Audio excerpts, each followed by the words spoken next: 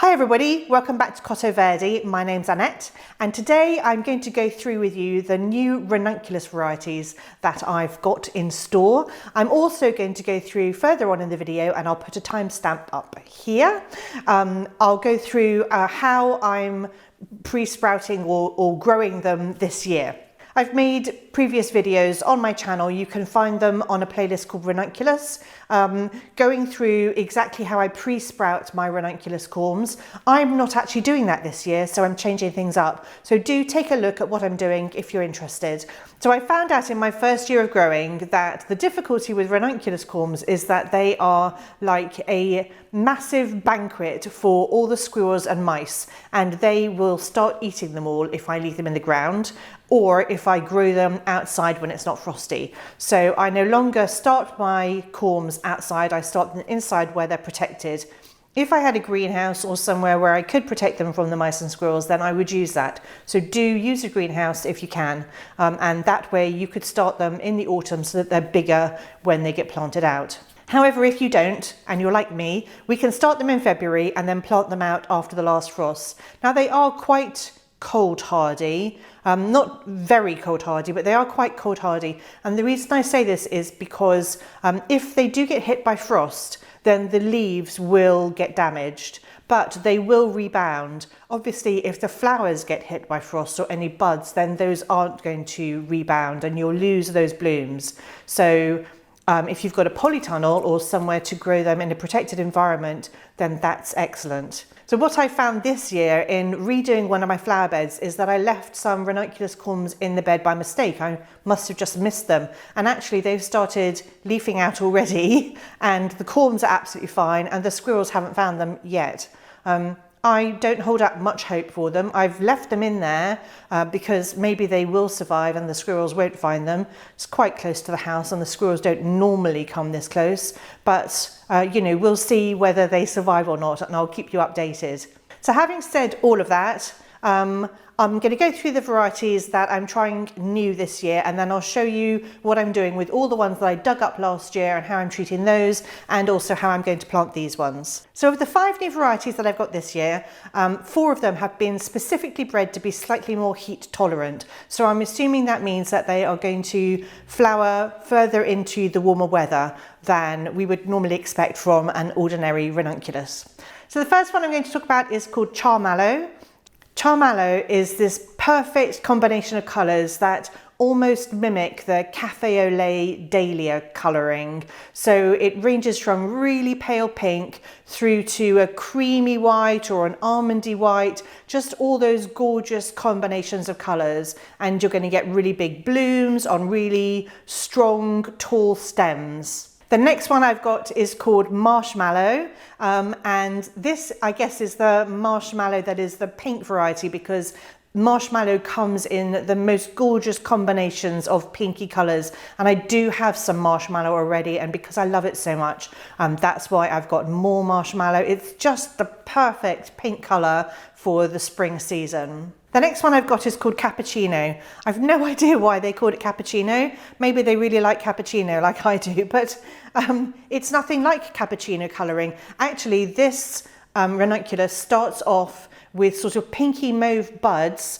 but as the buds mature, they mature into creamy white flowers where the edges of each petal are this sort of pinky mauve colour, and it sort of looks more like a white pickety Ranunculus. Absolutely gorgeous. I'm very excited to have this one. The next one I'm growing is Porcelain. I am incredibly excited about this variety. So this variety I think is quite unusual. Every single one of the flowers is a different combination of soft pink to creamy white to buttery pale yellow, and within each of those flowers that are all different colours, each of the petals is a different colour. So you'll have some flowers that are like a combination of buttery yellow with soft pink and, you know, creamy white with buttery yellow, and they are just so pretty. I'm super excited about how these are going to look in my garden, but also just imagine a vase of these gorgeous Ranunculus.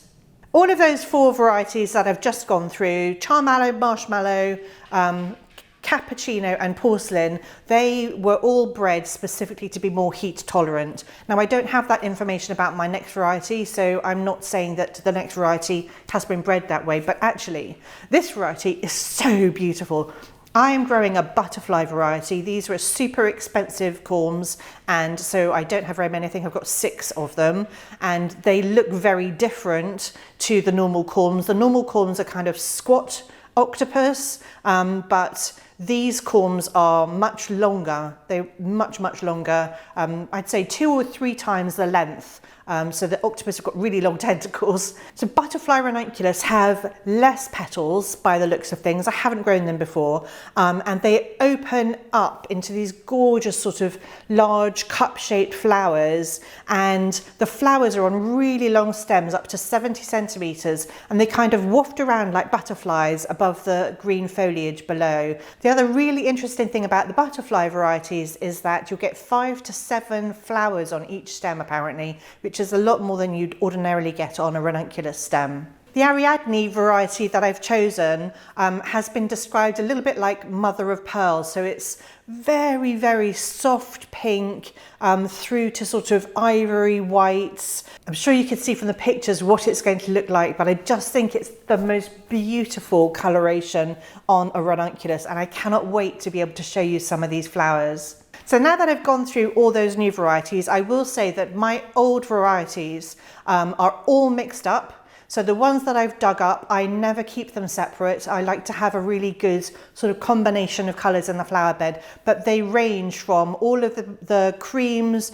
through to pinks, and I even have some purples. I do find that the pinks are the ones that seem to dominate when I replant them, but that's absolutely fine with me. As I said, I love that colour. Now I'm going to go through how I'm going to plant up my ranunculus corms. In the past, I have pre-sprouted my old ranunculus corms. I have decided that life is too short, and I'm not doing that anymore. I'm just going to plant them into pots. So with the new ranunculus corms that are smaller, and those are the first 4 varieties that I went through, those are going to be planted into 7 centimetre pots. And with the butterfly ranunculus and all my old corms that are absolutely huge now, I'm planting those directly into 9 centimetre pots. Then when the frost has passed, I'm going to plant those straight into the garden. So they will root in the pots that they're in. The most important thing to do when we're starting ranunculus is to soak them for 3 to 4 hours. This rehydrates the corms, so they turn from these really shriveled looking octopi into really plump, so that each tentacle plumps up, kind of doubles in size. Don't measure it though, but you do want to see that they are no longer shriveled and that they've plumped up. And once that's happened, which could be in 3 to 4 hours, then we can plant them. I've seen that quite a lot of people recommend when you're soaking the ranunculus to have running water dripping in, or you can put a pump in that bubbles air and circulates it. I have never done this. I've never had any problems. My corms flower beautifully. I'm not sure why people do that. Maybe they have so many that they need to sort of swish it around. I mean, I definitely come in and swill the bowl occasionally, but that's just because I like playing with them or having a check to see how they're doing. But I don't find it's necessary. I don't find it's necessary to change the water. I'm not saying not to do that, but I'm saying that I have never found it necessary. I've never done it, and my corms turn out beautifully. So once we're sure that our ranunculus corms are fully hydrated and plumped up, drain them off, and then it's time to plant them. I use ordinary peat-free, multi-purpose peat-free compost and fill my pot up. And then for the bigger corms, I'll make a hole with a dibber and push my corm gently in, and then I sort of knock the pot a little to make sure that the soil covers the top of the corm. I don't bury them deeply, so my corm is, the top of my corm where the shoots will come out is kind of at soil level. So I'm not planting them deeply. I don't want them to be sitting in soggy compost for a long time. My compost isn't soggy, but it is damp. So do pre-moisten your compost. But if our corms are sitting in a cold, dark, wet compost, they could mould. Equally, if the compost isn't wet enough, then they could dry out. So we don't want either of those things to happen. So I make sure my compost is damp. All my compost has been sitting out in the British winter in the rain, and so it is already wet. So you won't see me dampening my compost. I don't need to, it's already damp. In fact, we have to leave the compost bags to drain before I can use them. So I don't pre-moisten my compost. I'm just filling the pots and I'm not watering them in afterwards. So I'll push my corm in and I will not water this compost. It doesn't need it. And equally, if my compost was dry, I would definitely water them in, but I'd only water them in once, and then I would leave them until I see shoots and the compost looks dry before I water them again. Once I've planted all my corms up, I leave these trays that I've got full of the pots, and I'm going to leave them in a cold room. So we have a storeroom in our house that hasn't got any heating on, but it kind of maintains, you know, 11 or 12 degrees centigrade, that sort of temperature, and I will leave them in there until I see shoots. And the moment I see shoots, I'm going to bring them out into a warmer environment where there's light, because those shoots need to photosynthesize, and so we have to provide light for them. This could be in my cold frames. In fact, it probably will be in my cold frames or in my zippy greenhouses, but either way, they do need to be protected from any frost that we might get, because I really don't want them putting loads of energy into growing green foliage and then having that foliage damaged by any frosts. So I will protect them using my cold frames or my greenhouses. As the weather warms up a little bit and we're nearing the time that I can plant them out, I will harden them off. So I will make sure that these cold frames or zippy greenhouses are left open, or in fact what I actually do is every morning I just carry the trays out so that they're getting buffeted by the wind a bit and just getting used to being outdoors, and then at night I put them back into a more protected environment. Well, that's about it for today. I think I've covered everything. If you've got any questions, then do ask them in the comments below and I'll definitely get back to you.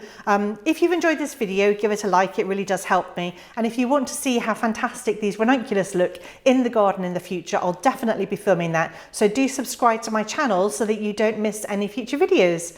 Anyway, thank you so much for joining me, and I'll see you all next time.